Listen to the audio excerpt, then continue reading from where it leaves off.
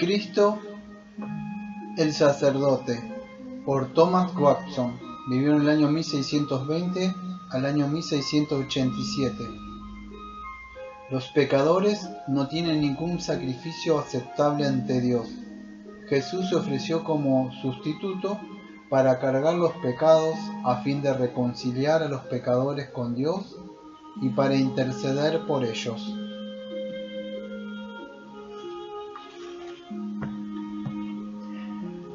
Cristo el sacerdote, por Thomas Watson.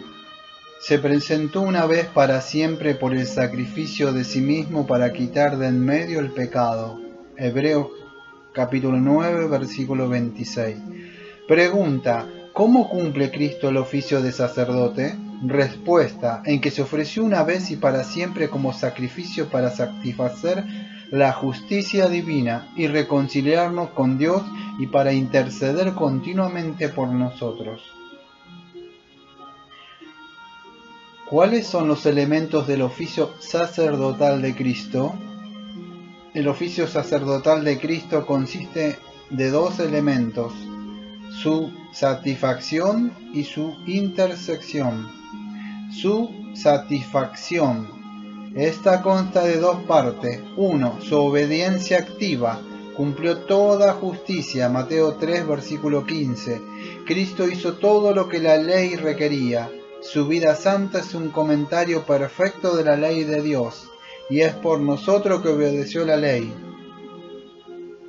2. Su obediencia pasiva. Habiéndole sido transferida y cargada a Él nuestra culpa, sufrió el castigo que nos correspondía a nosotros. Vino al mundo para quitar el pecado por medio de ofrecerse como sacrificio. El Cordero Pascual sacrificado era un tipo de Cristo, quien se ofreció como sacrificio por nosotros.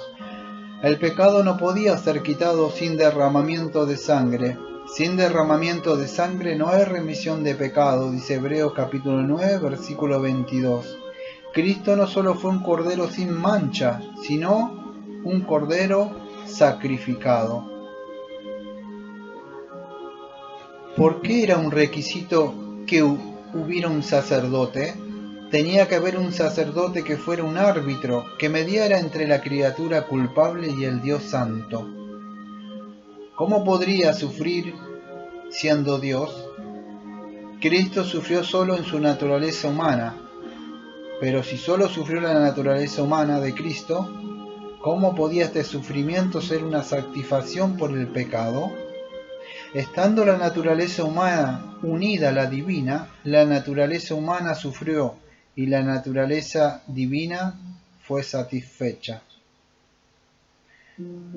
La divinidad de Cristo sostuvo a la naturaleza humana de modo que no desmayó y le otorgó virtud a sus sufrimientos. El altar santifica lo que es ofrecido sobre él. Mateo capítulo 23, versículo 19. El altar de la naturaleza divina de Cristo santificó el sacrificio de su muerte y le dio valor infinito. ¿Dónde se manifiesta la grandeza de los sufrimientos de Cristo? 1. En los sufrimientos de su cuerpo. Sufrió de verdad, no solo en apariencia. El apóstol lo llama muerte de cruz. Filipenses capítulo 2, versículo 8. Pensar en esto hizo que Cristo sudara gotas de sangre en el huerto. Lucas capítulo 22, versículo 44. La suya fue una muerte ignominiosa, dolorosa y maldita. Cristo sufrió en todos sus sentidos. Sus ojos vieron dos escenas dolorosas: a sus enemigos insultándole y a su madre llorando. Sus oídos se llenaron de los vilipendios del pueblo. A otros salvó y a sí mismo no se puede salvar. Mateo 27, 42. Su olfato sintió el asco de las escupidas en su rostro. Su gusto sufrió cuando le dieron hiel y vinagre para beber. Su sentido del tacto fue lacerado por las espinas de la corona sobre su sien, y por los clavos en sus manos y sus pies. Su cuerpo entero fue una gran herida. Ahora este blanco lirio estaba teñido de púrpura. 2. En los sufrimientos de su alma. Fue prensado como una prensa de vino, la prensa de la ira de Dios, de su Padre. Esto causó el grito y el clamor desde la cruz. Dios mío, Dios mío. Mateo 27, versículo 46. Cristo sufrió un eclipse doble en la cruz. Un eclipse del sol y un eclipse de la luz del rostro de Dios. Cuán amarga fue esta agonía. Cristo sintió los dolores del infierno en su alma, aunque no en ese lugar precisamente, sino de forma parecida. ¿Por qué sufrió Cristo? No por nada que él mismo merecía. Se quitará la vida al Mesías, mas no por sí. Daniel 9, versículo 26. Isaías 53, versículo 6. Fue por nosotros, sufrió para poder satisfacer la justicia de Dios en nuestro lugar. Nosotros, por nuestros pecados, ofendimos infinitamente a Dios, y ni con derramar ríos de lágrimas, ni con ofrecer millones de holocaustos y ofrendas quemadas, podríamos haber apaciguado a una deidad airada. Por lo tanto, Cristo tenía que morir para que la justicia de Dios fuera satisfecha. Una aclaración sobre la palabra holocaustos. Son los sacrificios consumidos totalmente por el fuego que se hacía. Los teólogos debaten acaloradamente si Dios podía haber perdonado el pecado libremente sin un sacrificio, sin entrar a disputar lo que Dios podría haber hecho cuando resolvió que la ley se satisfaciera y que el hombre fuera salvo de un modo justo al igual que misericordioso. Se hizo necesario que Cristo diera su vida como un sacrificio. 1. Para cumplir las predicciones de las Escrituras. Así fue necesario que el Cristo padeciese. Lucas capítulo 24, versículos 46. 2. Para reconciliarnos con Dios. Una cosa es que un traidor se le perdone, y otra que llegue a ser un favorito. La Biblia no solo llama sacrificio a la sangre de Cristo por la cual Dios es aplacado, sino también propiciación, por medio de la cual Dios pasa a ser benevolente y cariñoso con nosotros. Cristo es nuestro propiciatorio, desde el cual Dios nos da respuestas de paz. Una aclaración con la palabra propiciación. Es una satisfacción de la justicia divina para apaciguar su ira. 3. Cristo murió para avalar su última voluntad y testamento con su sangre. Cristo dejó muchos legados a los creyentes que hubieran sido anulados y sin valor si no hubieran muerto y con su muerte confirmado su voluntad. Hebreos capítulo 9, versículos 16. Un testamento no es vigente hasta que después de la muerte del que lo hizo. La misión del Espíritu, las promesas, esos legados no entraron en vigor hasta la muerte de Cristo. Cristo con su muerte los selló y los creyentes tienen derecho a ello y pueden reclamarlos. 4. Murió para poder adquirir para nosotros mansiones gloriosas. Por ello, el cielo es llamado no solo una posesión prometida, sino una posesión adquirida. Efesios capítulo 1, versículo 14. Cristo murió para darnos una nueva posición, sufrió para que pudiéramos reinar, colgó de la cruz para que pudiéramos sentarnos en el trono, El cielo fue cerrado. La cruz de Cristo es la escalera por la cual ascendemos al cielo. Su crucifixión fue nuestra coronación. Primer valor. En el sacrificio sangriento de Cristo vemos la naturaleza horrorosa del pecado. El pecado de hecho es aborrecible, pues por él Adán fue desterrado del paraíso y los ángeles fueron echados al infierno. Pero lo que hace más horroroso es esto. Hizo que Cristo cubriera su gloria y derramar su sangre.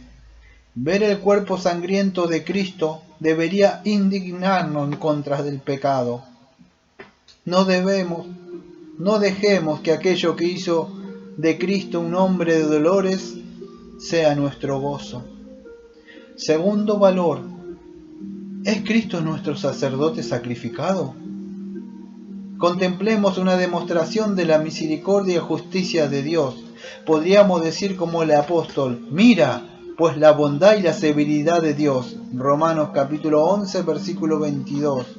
La bondad de Dios es proveer un sacrificio. Si Cristo no hubiera sufrido en la cruz, habríamos caído en el infierno para siempre, satisfaciendo así la justicia de Dios, la severidad de Dios. Aunque se trataba de su único hijo, su hijo amado, y aunque nuestros pecados le fueron imputados a él, Dios no lo libró de nuestros pecados, sino que su ira se encendió contra él. Romanos capítulo 8, versículo 32. Si Dios fue así de severo con su propio hijo, qué terrible será un día con sus enemigos. Los que mueren siendo impenitentes, impedernidos, tienen que sentir la misma ira que Cristo sintió, pero como no lo pueden soportar de una sola vez, tienen que soportarla para siempre.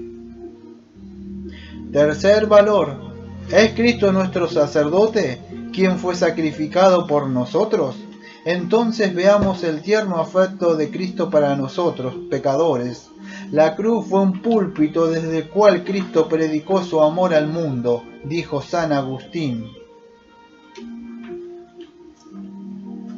Es una referencia a Agustín, que vivió en el año 354 al 430. Fue obispo de Hipona en el norte de África y un teólogo.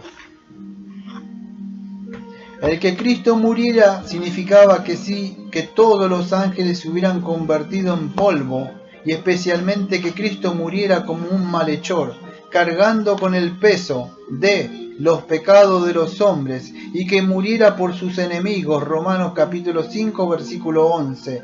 El árbol del bálsamo destila su preciosa savia para curar a los que lo cortan o queman. De la misma manera, Cristo derramó su sangre para curar a aquellos que lo habían crucificado.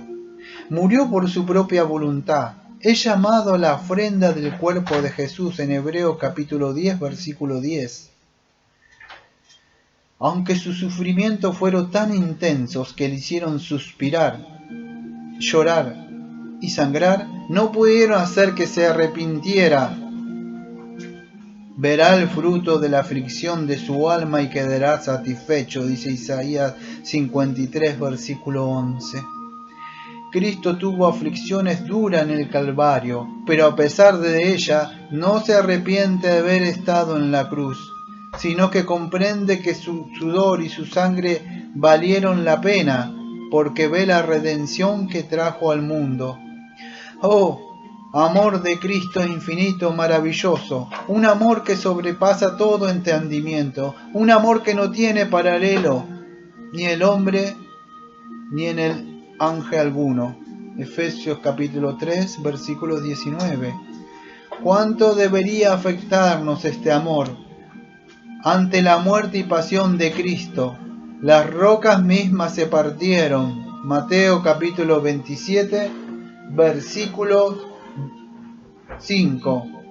No sentirse afectado por el amor de Cristo al morir es tener corazones más duros que las rocas.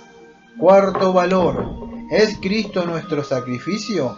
Siendo así, Veamos la excelencia de su sacrificio. 1. Es perfecto, porque con una sola ofrenda hizo perfecto para siempre a los santificados, dice Hebreos capítulo 10, versículo 14. Por lo tanto, cuánto impíos son los que agregan sus méritos y las oraciones de los santos al sacrificio de Cristo. Lo ofrecen cotidianamente en la misa, como si el sacrificio de Cristo en la cruz hubiera sido insuficiente. Esto es una blasfemia contra el oficio sacerdotal de Cristo. 2. El sacrificio de Cristo es meritorio. No solo murió para hacernos ejemplo, sino para merecer la salvación. La persona que sufrió siendo Dios igual que hombre, le puso virtud a sus sufrimientos, y nuestros pecados fueron expiados. La palabra expiado quiere decir pagados.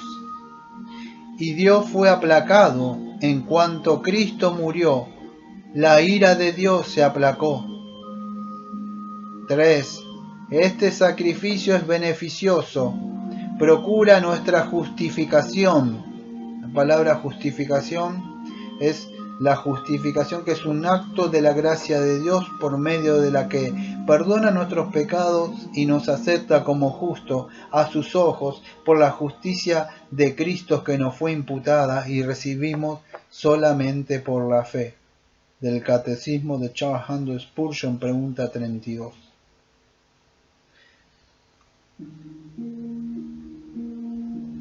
La aceptación de nuestro servicio, acceso libre a Dios y entrada al lugar santísimo en el cielo, como dice Hebreos capítulo 10, versículo 19.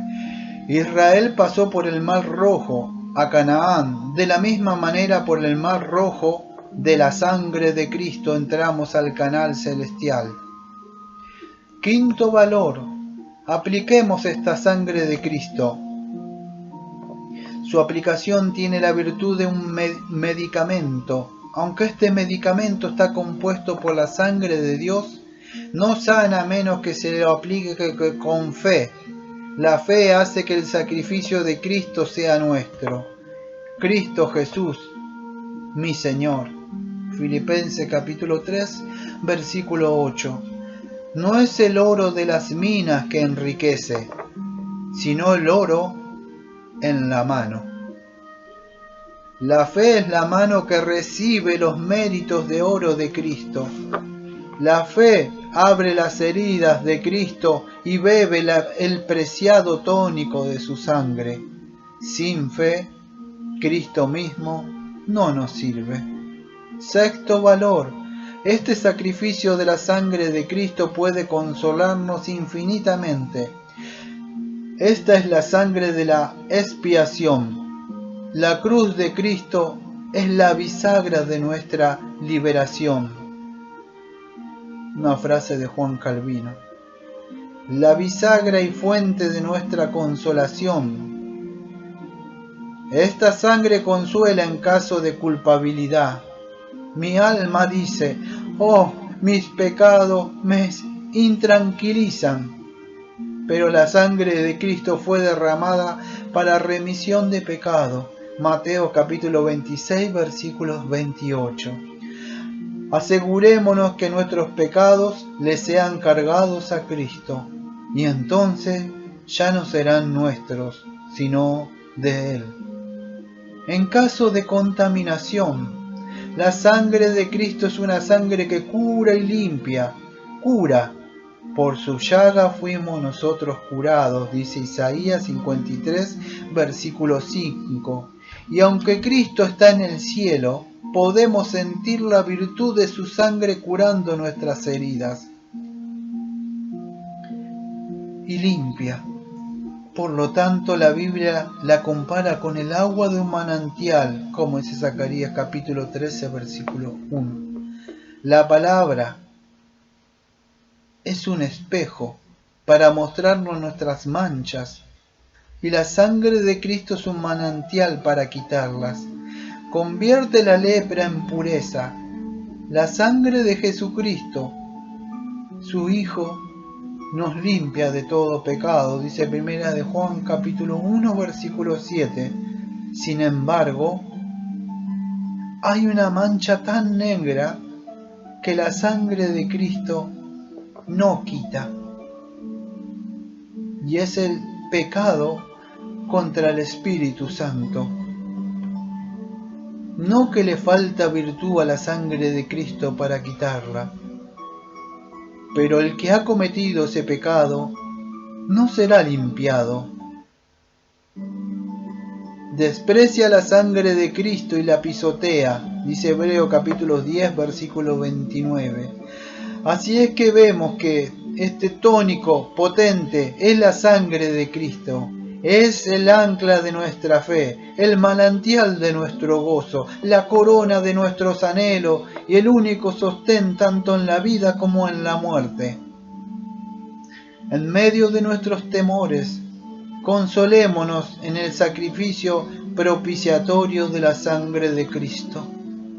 Cristo murió como un comprador, al igual que un conquistador, como un comprador con respecto a Dios, habiendo obtenido por su sangre nuestra salvación. Como un conquistador con respecto a Satanás, habiendo la cruz sido una carroza triunfante con la que puso el infierno y la muerte en cautividad. Séptimo valor. Bendito sea Dios por este precioso sacrificio de la muerte de Cristo. Bendice alma mía al Señor, dice Salmo 103 versículo 1. ¿Y por qué lo bendice David? Porque es el que rescata del hoyo tu vida. Cristo se ofreció a sí mismo como una ofrenda de pecado por nosotros. Ofrezcámonos nosotros como una ofrenda de gratitud a Él. Y si alguien redime a otro de una deuda, ¿no estará acaso agradecido? Presentémosles a Cristo fruto de justicia, que son para la gloria y alabanza a Dios. Tomado de colección de mensajes sobre divinidad, por Thomas Watson. Vivió en el año 1620 al 1686. Predicador puritano, no conformista y prolífico autor. Lugar y fecha de nacimiento desconocidos.